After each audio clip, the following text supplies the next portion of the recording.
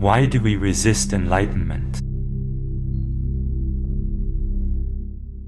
Most people don't arrive at this question from peace. They arrive from the wreckage of something that was supposed to work. The paradox is that enlightenment can become another layer of ego. This video explores the bind between seeking truth and the ego's need for control. The lived experience of enlightenment is fraught with social and relational costs.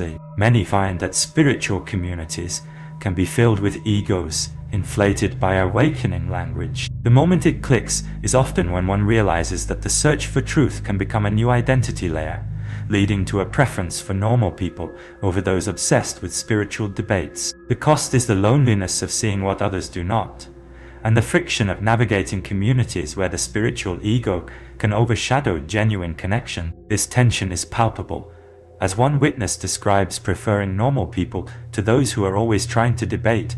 So are we real, or is this an illusion? The paradox of enlightenment is that the very search for liberation can become a trap. The mind resists change because it perceives any shift as a threat to its identity. This resistance is rooted in the fear of losing control. The ego's need for validation and its attachment to the self can create a bind that prevents genuine transformation. The mind must let go of its need for control and validation to truly experience enlightenment. This bind is the exact reason the human mind resists this particular insight. This is the bind the human mind resists most. The moment the search for truth becomes another identity, it stops being a search at all. Before the mind understands enlightenment, the body already knows. There is a tightness in the chest when someone weaponizes spiritual language, a slight nausea when a community meeting turns into a performance of awakening. The body registers the gap between what is being said and what is actually happening. This somatic signal arrives before the conceptual realization does. The body's discomfort in spiritual spaces is not a sign of insufficient development. It may be the most honest response in the room.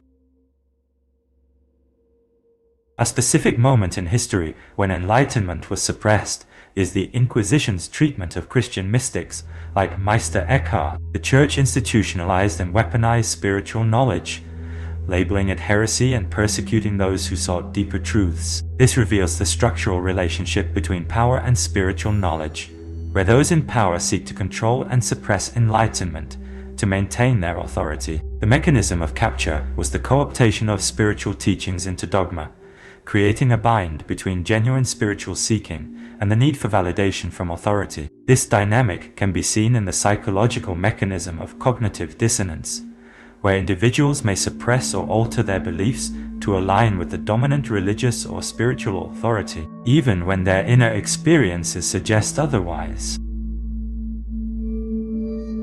Zen Buddhism addresses the exact question of enlightenment and the ego. In the Zen tradition, enlightenment is not about achieving a new identity, but about seeing through the illusion of the self. The Zen master Dogen emphasizes that enlightenment is not a state to be attained, but a continuous practice of seeing things as they are. This tradition agrees with today's framing that enlightenment is a process, not a destination. However, the subtle difference is that modern interpretations often focus on the ego's resistance, while Zen emphasizes the importance of practice and non-attachment to outcomes. For instance, the Sufi tradition speaks of the annihilation of the ego, illustrating how different spiritual paths converge on the idea of transcending the self.